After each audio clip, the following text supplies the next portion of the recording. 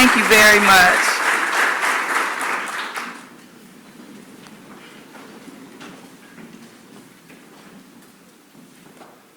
Thank you all just so very much for being here.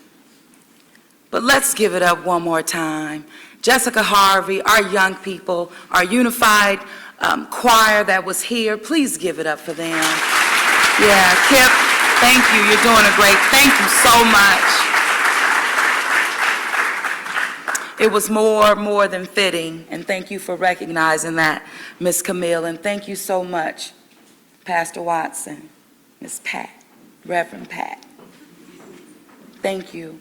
You're always so supportive at every turn and at every stage, and I appreciate you, and I'm grateful. I'm grateful for you, and I'm grateful for each and every one of you as well. Welcome. I've said my thank yous for you all for being here, but I have to recognize my senior team, senior leadership that's present. You're representing over 4,000 city employees that show up every day. I want to say thank you so much, and you need to give it up for them as well. Thank you. The members of our New Orleans City Council, thank you for being here. Absolutely. Community leaders that also include our youth leadership that's in this beautiful, beautiful space this evening. Thank you so much for being here. Members of the press, thank you again for being here, in the media. But most importantly, what this really shows by your presence is a commitment to collaboration and demonstrating, one, your dedication to working together, because that's the only way that we're going to continue to do the work, serving our people, getting things done. Gallier Hall, you know, it turned 170 years old this year.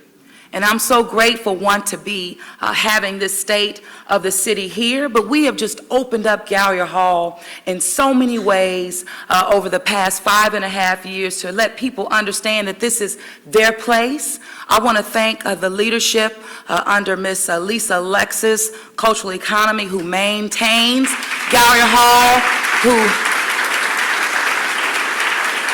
thank you so much, and they just make sure that it's just open for all of us to use. And you know, 1853 it was built, and it was City Hall, kind of like the seat of government for this city prior to moving to Perdido Street, where City Hall is now. I also wanted to just give a little shout out to our historic restoration team for Gallier Hall, and that is really led under the leadership of Mr. Mark Romick. They manage the resources, the fund that we utilize to ensure that we can continue to invest in Gallier Hall. So thank you for that. You know, I was thinking about this phrase that was coined by Laura Thatcher Ulrich. And she said, well-behaved women seldom make history. And I've had the real fortune to see this in action by my mother. My mother, Etta Williams, who is here with me this afternoon, flew in from LA this afternoon and who is here. Yeah.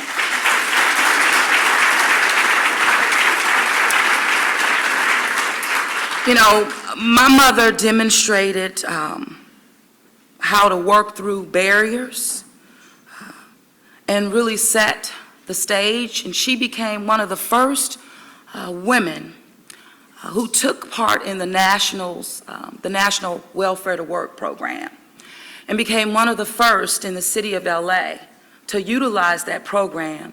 And as a result of that, she served Orange County Social Services for over 35 years.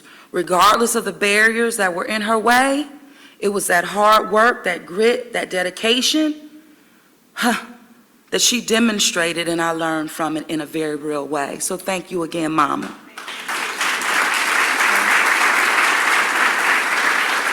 And you know, out of that hard work, she did produce the first woman to lead the city of New Orleans in its 300-year history.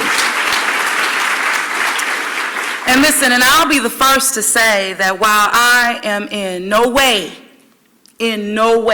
perfect, I do my job and I deliver results on behalf of the residents and for the city of New Orleans every day.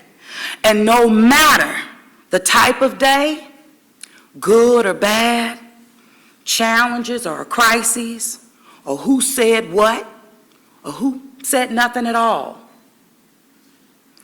But I do this right along with the hardest working people that I know serving in city government, and I have to give it right back to the over 4,000 city employees that, again, do the job.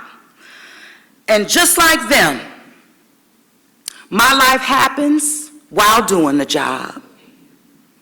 And also happens while balancing the burdens and sacrifices of serving, answering that call to serve. One of our leaders, Mr. Walton, Arthur Walton, shared with me. He said, breaking the glass ceiling leaves more scars than taking the elevator. And he's right about it. One of our youth participating in our Pathways program asked me on this past Tuesday, as I was visiting with them and listening and sharing with them, as I do, cohort 11 now. She asked me, how have I been impacted by all of the attention, whether it's personal attacks, negativity, or biased media attention and the like? Have I been impacted? And I responded to her and I said, absolutely, yes, I have. I've experienced trauma in ways that I realize, and also trauma in ways that I have not. But just like those hard-working city employees. But I also understand that I must address my trauma, and I will. But at this moment, I have to do what I've always done. Stay focused on doing the job. Stay focused on delivering results for the people that we collectively serve. So I want to say thank you again. I cannot thank you enough to, again, the hardest working people in city government. And those who have made sure, now Camille, you mentioned, oh, we had a tough year. You know, we've been at this job for 5.5 years as a team. It'll be 6 years in May of 2024. And out of that whole 5.5 years, it's been this team that has faced challenges. In order to fix them, we have maintained our assets. We have been prudent in our practices. We have been sound and solid in our spending and managing the purse. We have made sure that we have a fund balance greater than we've ever seen in our history. And that's by, again, doing the work, but being very intentional about how we do the work. And it matters.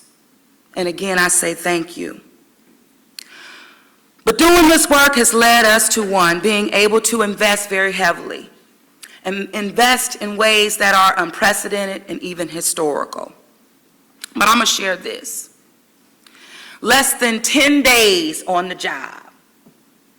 And that came in May of 2018. And less than 10 days on the job, Mother's Day, I was picked up from my home in a high water vehicle because 5.5 inches had fallen in 2.5 hours. And we took on flood water in Broadmoor.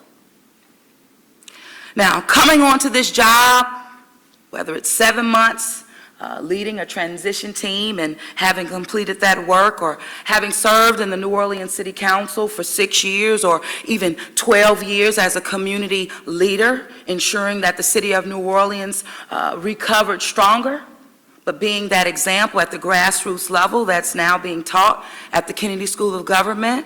But it was that work, but also being picked up by that high water vehicle, which told me firsthand that I knew that my tenure to serving as mayor would be in crisis management and also focusing on addressing our old, age, crumbling, failing infrastructure once and for all. Did not hesitate. Hit the ground running in that regard, working with the business community, making sure that we got our fair share, working with our state legislature, our state delegation and the like, and we delivered unprecedented resources to this city, even when people told us it couldn't be done. But because of it, some great things are underway in our city.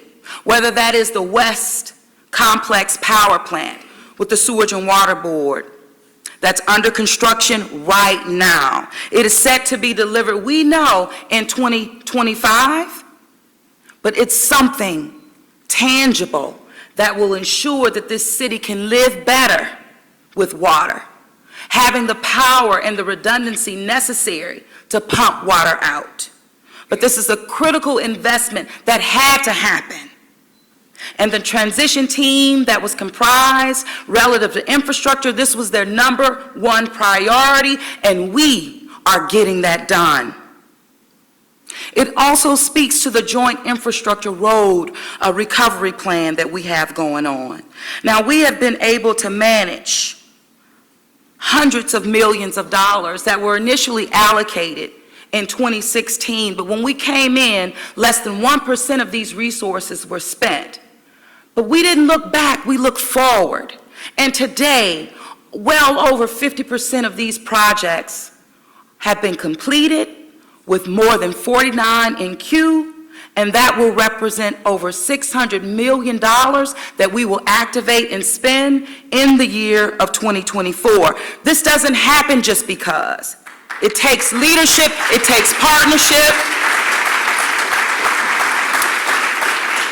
And Joe, I'll talk about our infrastructure team, and this is under the leadership of Mr. Joe Threat, who's doing a yeoman's job, but most importantly, working with our partners at the state level with GOSEP, working with the federal government, ensuring, again, that these dollars don't go away. We had to demonstrate in real time to the federal government that we would get these projects to notice to proceed, and because of that work, we've been granted the extensions that we've requested for these dollars that go beyond 2026, and even relative to ARPA money that I know that I worked tirelessly firsthand for a direct allocation.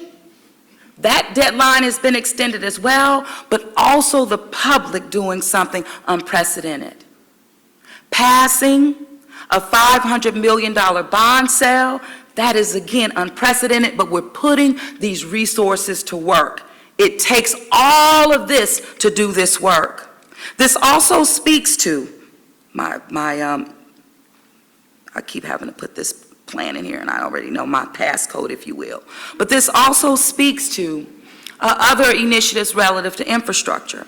The stalled service cuts are being addressed. Smart meters are being installed. Now, this is a 3-year process, but this will once and for all eliminate the issues with billing. No more estimations will be required. And again, this is underway right now. The future of this city is bright because of it. This also speaks to how we're learning how to live with water, ensuring that our green infrastructure projects are getting done. We recently cut the ribbon on the Marabou Water Garden here this week.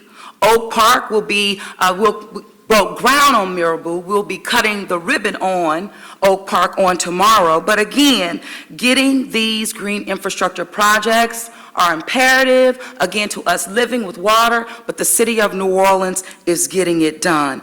8 additional green infrastructure projects will be completed in the year of 2024. And again, this speaks to over, and it goes back to $600 million that we are activating and even above that. What I also want to share is that we have been benefiting from an influx of federal dollars as well, meaning grant money that we have received over the past year. So whether that is $8 million that we have received from the U.S. Forestry for our urban canopy, ensuring that we're planting thousands of trees, dealing with our urban heat. You know that we had to, and I had to sign the first emergency declaration relative to heat as the mayor of the city of New Orleans, but in the history of the city of New Orleans. This also speaks to the $1.3 million that we've activated to invest in our Bienvenue Wetlands project, again, learning how to live with water in the city of New Orleans. In addition to that, $55 million was allocated to our partner Entergy to ensure that we focus on stabilizing and reinvesting in our grid. It matters relative to our distribution lines as well. Unprecedented in the city of New Orleans. This also speaks to the $250 million that the state of Louisiana is receiving to ensure that we have resilient hubs throughout our state, with one of them being in the city of New Orleans. This $250 million could not have been realized without the work and the legwork already completed by the administration. So again, we are doing the job. We are getting good things done. Give it up for that. I don't know what's going on with this. And I have to say, you know, everyone working in collaboration has been a true, not only a partner, but has taken and should take the credit, because we are really all in this together as it relates to building a better New Orleans, one that's cleaner, one that's greener, and surely ensuring the future is bright for our young people who we know were born in this whole climate change era. It's a reality for them, and it's going to be through them that we do the work, but we cement their future in this city. Also, as it relates to public safety, which is our approach always looking through the lens of public health. That holistic approach is the way to go, and it is paying dividends in our city. The men and women of the New Orleans Police Department are the best at what they do, and they're showing us daily that by us investing in them resources and showing that we care about their safety, that we can see today that the safety of our residents, let me tell you, we're on the right track. It's a huge win. Violent crime cut by 21%. Homicides down by 24%. This isn't just because. It's not about a stroke of luck. It's because our officers are showing up, they're on the ground, and they're working in partnership with all law enforcement agencies, relative to our state partners, our federal partners, everyone doing what it takes to get the job done. And I have to say, please give it up for the men and women of the New Orleans Police Department. Yeah. Thank you for that. And we know that this work has started, and it began under the leadership of our former Superintendent Sean Ferguson. It was carried forward with our partner Chief Pichardo, in addition to our interim Superintendent Michelle Woodfork. Please, let's give it up for them as well.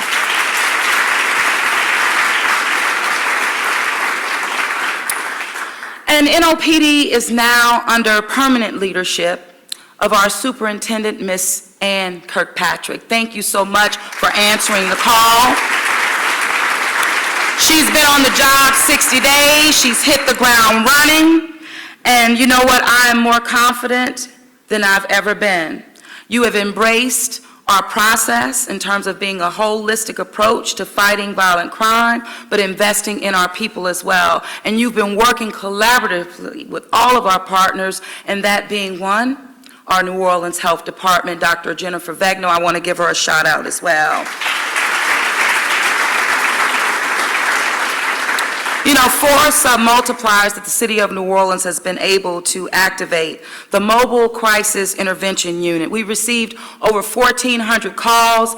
84% of those calls are transmitting our residents. So that means that we're meeting people where they are. We're getting them to the services that they need. And 34% of those calls are 911 calls. So that means, again, we're addressing the need, we're getting people the help that they need, but we're also lifting the burden off of our hardworking men and women of NOPD.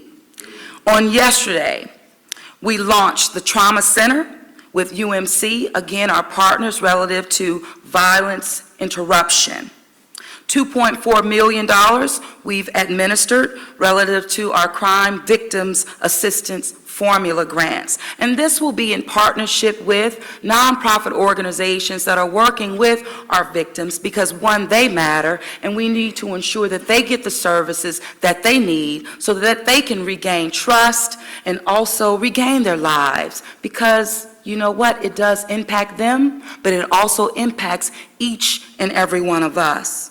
This also speaks to victim services in terms of domestic violence that we know that we'll continue to invest in. It matters.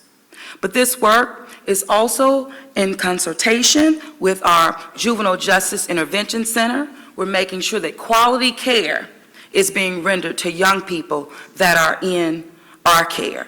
It matters. But in addition to that, we're now making sure that those young people that are at JJIC, they also have opportunity to real work experience. And that's being made possible by Workforce, Job One, Ms. Sune Villavaso. I see you in the room, and I say thank you.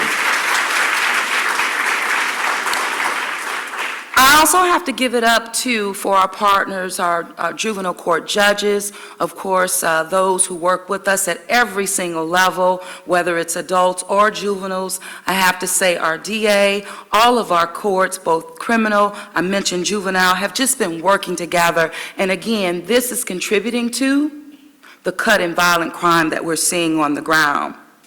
In addition, the Mayor's Office of Youth and Families has been very intentional about making sure that we're engaging young people directly, as well as families holistically through youth engagement. Whether it's the Pathways program that I mentioned, this is working with our young people that have either touched the line or even crossed the line, but we're making sure that they are staying on the right path, and that's why this program is so successful. Now, as I mentioned, our 11th cohort, with 98% of our kids pivoting to doing the right thing. The evening reporting centers, thank you so much, Pastor Watson, doing a great job with the Family Center of Hope, making sure again that we're meeting our young people where they are. The Mayor's Youth Advisory Council, we have some of our leaders in the room. Thank you so much. The Junior Civic Leadership Academy, administered by Neighborhood Engagement, again, making a huge difference. Mayor for a Day, that's making a difference as well. The Mayor's Youth Employment Program, putting to work more young people in the history of the city of New Orleans. This year alone, we had some stumbling blocks in regards to getting everyone paid on the front end, but on the back end, everyone was made whole. And next year, it's going to be bigger and better than before because we have to continue to invest in our young people. It does matter, and I just want to say thank you again for making this possible. Job One, members of the New Orleans City Council, and all departments that have given our young people real opportunity, real work experience opportunity. As I say to my daughter, I've been working since 14. She'll be 16 on tomorrow, and I gotta give a shout out to my baby. Yeah, I do. You know, my daughter keeps me straight in every way. I say that she's my biggest supporter and even my worst critic. She's turning 16. She was born in the community, handed off to a community leader. I think, Anna Maria, that was you when she was 3 weeks old. And even in the council floor at 6, I remember her telling a lobbyist who told her to tell your mother to vote no on a smoking ban. She said, my mother's voting for the smoking ban. He said, wow, what are you teaching your child? I say, how to lead and be strong. But kids have a voice. Kids have a voice. And I have to say that because not just raising one of my own, but it is also why I just give all that I have to the young people in our city and listening to them. And because we've been listening to them, it really birthed Thrive Kids. Now, our young people have been telling us over and over again that mental health services is something that they need as well. That they found a void in their own lives and in their own families. and we've listened. And that's why Thrive Kids, we put $10 million in partnership with the council, $10 million over a 3-year period, investing in them, allowing them to have access to mental health care services in partnership with Children's Hospital and young people that are attending public school throughout the city of New Orleans. Again, unprecedented. We're doing the work, we're moving this forward, and it matters. You'll keep hearing me say that. Economic development. I'm going to pivot here. Now, I've said in the past that nothing stops a bullet like a job, and that remains true. So while Job One has been working very hard to get our residents skilled up so that they are ready to work for jobs of the future, which are jobs right now in green infrastructure, in advanced manufacturing, and renewable energy platforms, it really goes on and on. This isn't pie in the sky. It's actually happening and unfolding before our eyes right here in our own city. You know, rockets in this country are built in the city of New Orleans. They come through this city to the rest of this country. NASA is in our backyard. NASA is in this room with us this afternoon. Thank you so much for being here.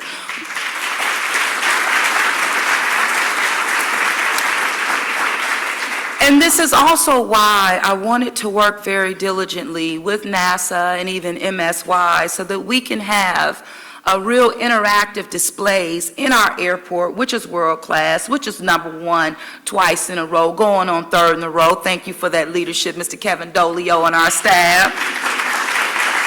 Yep. But we put in place one exhibit and even more to come, because the goal behind that is that we need to let the world know what we're doing in the city of New Orleans. They have a real understanding of that. But we need to have that same level of understanding. And so while that interactive display is in NASA, it's sending the message again to locals that this is here for you, that we're creating jobs not for those to come in, but for people who live here right now, real jobs. We're also focusing on technology, bioscience, rebuilding and investing in our bio district. I'm telling you, this is going to be transformative for this city, not just relative to making sure that our people are building transferable wealth, but also ensuring that our downtown is revitalized in ways that we have never seen before. Playing to our strengths, absolutely, in regards to tourism, but it's even more than that. In regards to ensuring that our economic advancements, that we're leading in this. So I want to thank LSU and Tulane University for investing in downtown, Xavier University as well. The best truly is yet to come, and the leadership of our DDD. I see you, Mr. Gregory Curtis, who is our chair of DDD, and Mr. Davon Barber, who leads as our director of the Downtown Development District. We're seeing more investments in downtown and so much more to come as we move towards 2024. This speaks to whether it's the revitalization of our riverfront, you know, breaking ground and moving forward the plans for our wharfs, Esplanade and Governor Nichols. This also speaks to that river front, the river district that we just broke ground on, and I told them then that that river district is like a gift that will keep on giving to this city for generations to come, and that's a real thing. Workforce development, it is, we can give it up for them. I know it's gotten a little bad press there, but it is worth investing in, and it's not giving the private sector a tax break. It's only on that public side, but we are also having to play to our strengths. We cannot do this alone, and we have solid partners stepping up and wanting to invest in this city, and we're not going to say go somewhere else. We're going to say stay right here, and we're going to see the investments and the fruits of our labor as we move towards 2024 and even through it. This also speaks to the workforce development through our UNO WIN Hub. I'm telling you, New Orleans is leading the way. We are leading it not only regionally, but even bringing the state of Louisiana along, right along with us. It matters. I see you, Ms. Representative Candace Newell. Thank you so much for your leadership. Yes, and all those who serving at the state level working on behalf of the city of New Orleans. This speaks to the $5 million also that we received from Chase and Advancing Cities, again, working with our small businesses, wanting to ensure that our small businesses have a real shake and a fair shake at every turn, not just relative to our infrastructure work, but building up our small businesses because they are truly the backbone of the city of New Orleans. We have Glow Propeller, which will support the talent and technology as we again develop offshore energy, live with hydrogen, wind. This is working in partnership relative to GNO Inc., NOLA BA. The list truly goes on. And I cannot thank enough, I didn't mention him yet, but this is a great point. As I mentioned NOLA BA, he's my CAO or our CAO, but he also leads us as our chair of NOLA BA. Thank you so much, Mr. Gilbert Montano.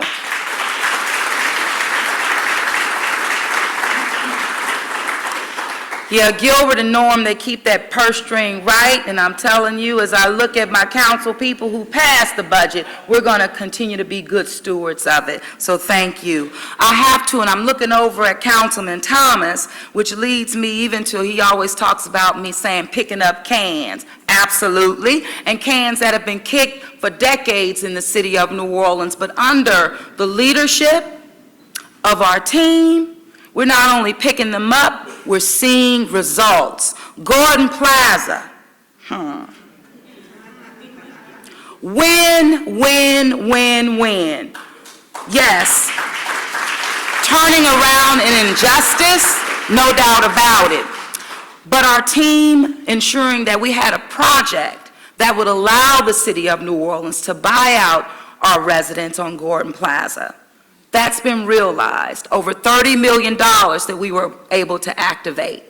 And because of that, we will now be moving forward with a solar farm that will be erected, acquisition that is also forthcoming, that will ensure that we have additional redundancy of power relative to keep this city safe when rain and hard rain, fast rain comes our way. Lincoln Beach. 60 years almost in the making, for the first time in over 6 decades. Let me tell you, we're getting it done. We had a press conference on Lincoln Beach, $24.6 million that we have been able to activate. Again, the hard work of all of our collected teams, but working with the community, listening to the community, who are the world's greatest experts on where they live. We're bringing back Lincoln Beach, and we're bringing it back better than it's ever been before. Yep. And we're going to make sure that property owners adjacent to Lincoln Beach, see, this will be catalytic. They will now be able to reinvest in their properties, and again, investing in the city of New Orleans. This is what it's all about. Six Flags, dormant for over 16 years, breathing real life back into it, listening to our New Orleans East residents, but most importantly, listening to all of the residents in the city of New Orleans about that Six Flags site. Thank you to I see you over there, Ms. Brenda Bro, Nora, thank you for your leadership, your guidance there, but we're making sure that Six Flags, we selected Bayou Phoenix, and we're going to work with them every step of the way so that, again, we realize the vision set by the residents of this city. Municipal Auditorium. Yep. Won't forget that one. Yep. And you know, I had my eyes on Municipal Auditorium because this city had over $30 million that we had to spend that was allocated by FEMA, or it would go away. And you know that Municipal Auditorium had been sitting dormant again for a mighty long time. But it's been our team that is breathing real life back into Municipal while working with the residents. Save our souls, they're working with us firsthand, and we're now being able to move forward, restoring Municipal Auditorium, but also with a plan in place, that it comes back. it comes back bigger and stronger, and we're going to put over $38 million of FEMA dollars into it, but additional resources that were garnered from the city as well. And I have to mention this after municipal. The land swap that we were able to just complete. Now, this was a long time coming, and many other administrations tried, but we were able to get it done. And the land swap involves Duncan Plaza and the state-owned land that was adjacent to it. We were able to work with our state delegation, and I have to again give a shout out to Ms. Candace Newell, who was boots on the ground with this, making sure that we were able to pull it off. We were able to do that, and now I'm going to turn to my partners on the New Orleans City Council, my team, so that we can lead the efforts for a new city hall that we need, built for the city of New Orleans. We need that. We do. Yep. And a new city hall has never been about, for me, about a legacy project or a feel-good project. It's really been about a quality work environment that our employees need to work in, but also a quality environment that our residents can come to seek the services that they need. City Hall, where it is now, and I've always said this, the building, we know that it is inadequate. When we faced Hurricane Ida and we lost power for over 3 weeks in the city, our dedicated and hardworking city employees showed up every single day. Our EOC is on the 9th floor. We walk 9 flights of stairs. I don't know how many times a day, but we did it. And my daughter would say, if Colonel Everett can do it, anybody can do it. And Colonel was doing it Colonel more times than I think anybody. So I want to say thank you to Colonel, because he's always said, listen, we have to invest in our biggest asset, and that's our people. So, City Hall, it will also give us an opportunity to realize buildings that we own, meaning assets that we have, and utilize them in a way that creates revenue streams for our city, revenue that we can depend on literally for generations to come. We cannot always look to raising property taxes for our residents or homeowners to pay. We have to look at diversifying ways to not only create revenue streams, but to have them live with this city for a mighty long time. So what I mean by that is the best and highest use, even as where City Hall sits now, is not a city hall. It can be something else, a lease development deal that again brings revenue recurring to this city. As I look at other buildings, even that we have to lease out because we need adequate space, a new city hall will give us the opportunity to get out of these leases and ensure that those resources are reinvested in our people in ways that they can see that they matter and that they can see that we care. It does. This is a big deal. So I'm going to give a shout out for that.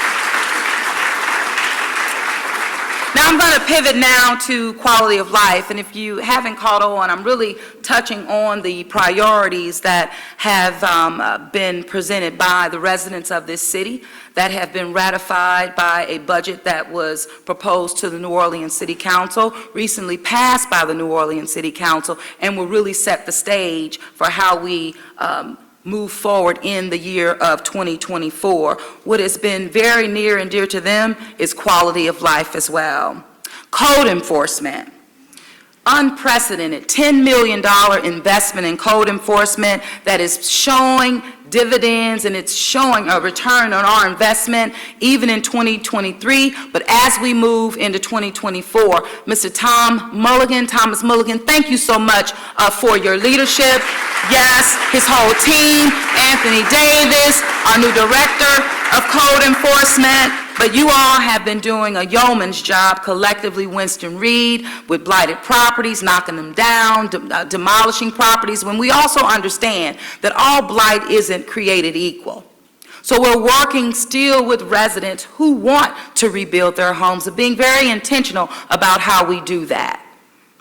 And again, putting and getting these properties back on the tax rolls will bring more revenue to the city of New Orleans. Homelessness. This has also been a priority for residents as well as our administration. Mr. Nathaniel Fields, Nate, I don't see you, but I tell you, Nate has been doing a great job with a small team, working on behalf of all of us, working on the ground with our unsheltered population. We have just decommissioned one encampment with more to come. But you know what? We have to dignify people in our response, and we're doing that. But we're also focusing on affordable housing. We know that we have to. And we have a great team under the leadership of Ms. Tyra Brown Johnson. Where are you? I see you, Ms. Tyra. She and her team have been able to leverage millions of resources coming from HUD to ensure that we activate and put more housing, affordable housing units on the ground. In 2024, we have our eyes set on over 1,400 units that will be activated and put back and bringing back into commerce. So thank you again, Tyra, for that. And you know, so much is being done in all of the areas that I touched on. You know, I just saw Dr. Kelly. I'm looking at you, Dr. Kelly, and I want to say thank you so much for your leadership relative to our crime lab. You understand that we are a city that's leading the nation in what is being developed right here in the city of New Orleans, getting accreditation recently and then moving forward to secure accreditation relative to our DNA. Let me tell you, the city of New Orleans is in good hands with Dr. Kelly. Give it up. And also,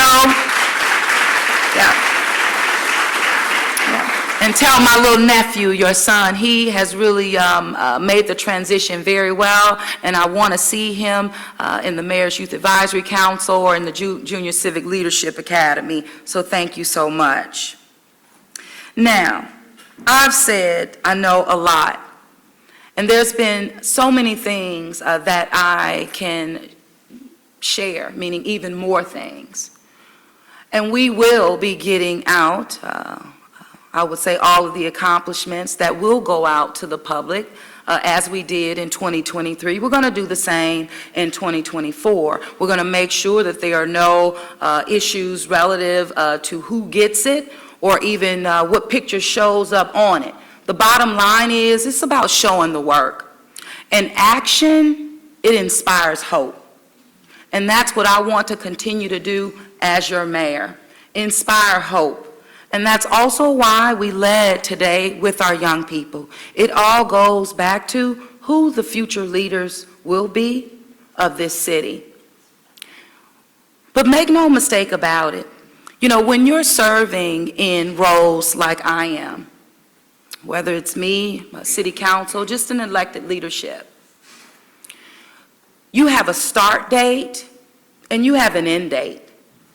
And what that means, I know to me, is that time, it matters. You have to use every moment of time to get things done. We can't use time to create barriers because we got to do the job.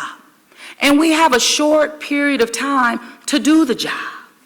But also, we have to make sure that the people who are on the ground doing the job continue to show up every single day, regardless of our challenges or even regardless of our good times. But what we demonstrate when we show them that we care about them, we're paving the way to build our capacity for future workforce so that we can attract more people who want to work in government. It only happens because of people. And I'm looking at one. Miss Mary Pettingale.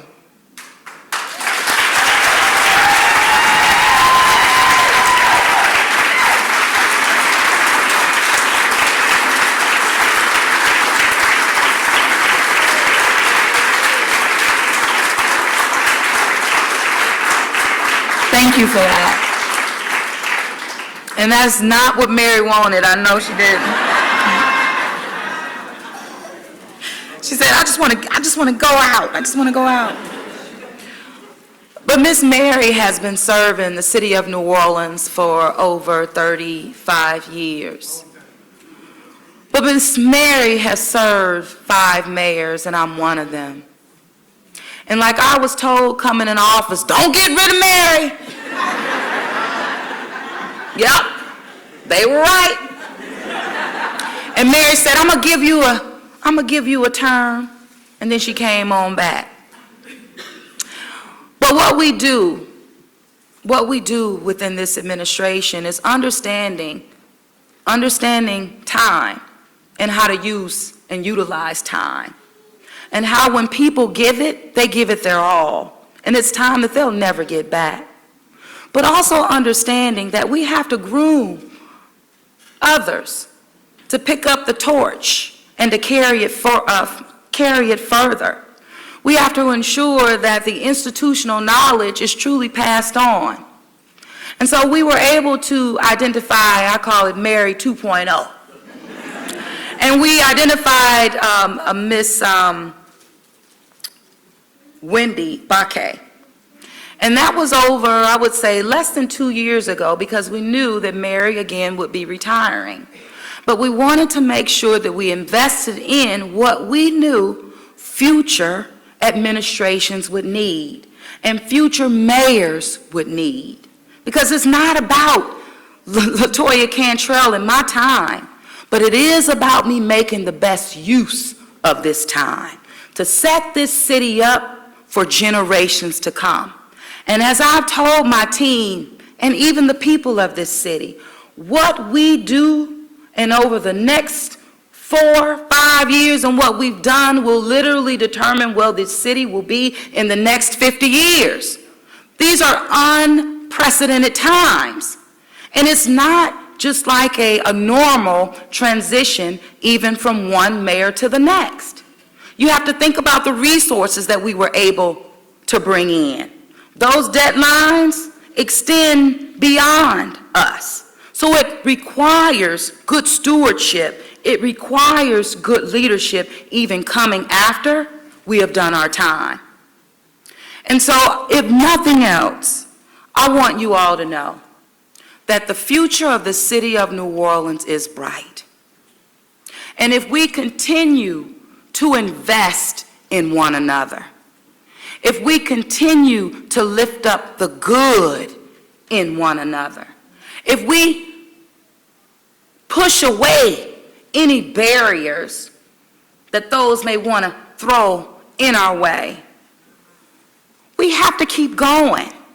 But this is our time to do so. It is. You can't make it up. You just can't. You don't get the time back, but you absolutely can pave the way forward. So the best is yet to come in the city of New Orleans, but it only can come through us. And I have to say this, anytime the city of New Orleans gets greater recognition for the work that we're doing globally, we have to do better locally. We do. We do. Because as soon as you go outside of the city, they're highlighting and talking about everything that I just mentioned and more. They see it not only as the future of the city of New Orleans or the state of Louisiana, they see it as models for not just the nation, but for the world. They see us adapting to climate in ways, again, that we can teach other cities. We're doing that. So this is our time, and I make a plea to the media. You can help us in this regard. When you talk about challenges, you can. When you talk about challenges, you also have to talk about and should talk about the work and the progress that's getting done, because you have a responsibility to tell the true truth. But when you tell half-truths, you make it harder for the men and women that we depend on to do the job, and it can even be discouraging. So what I say, please, tell the true truth. No one is against that. No one. But we have to tell the whole story. And when we have even Spike Lee in the city of New Orleans right now, working on the 20-year after Hurricane Katrina, it will be a 2-part series on Netflix. He will be interviewing those who he interviewed prior to, but he will also be looking at how the city of New Orleans has bounced back, how the city of New Orleans has gotten it right, how the city of New Orleans is investing in her people, how the city of New Orleans understands the place that she has not only in this country, but what her place is in this world. So I ask you to join in on this and be the real example about demonstrating the power of this city that's rooted in the culture of this city. Culture, we know, is our economy. And Lisa, Alexis, I didn't overlook you at all in regards to our culture. And we're investing more in our people than any other administration ever. For the first time directly into the cultural community, over $10 million in 2 years, even $7 million with the city council giving the culture. Yeah. So I have to end on this, and I know that I do, but it's all rooted and grounded in the culture of the city of New Orleans, which oozes out of the streets, and only possible by the residents of this great city. So God bless you. God bless the city of New Orleans. Happy holidays, and Merry Christmas, and Happy New Year. Thank y'all. Thank you very much. Thank you very much.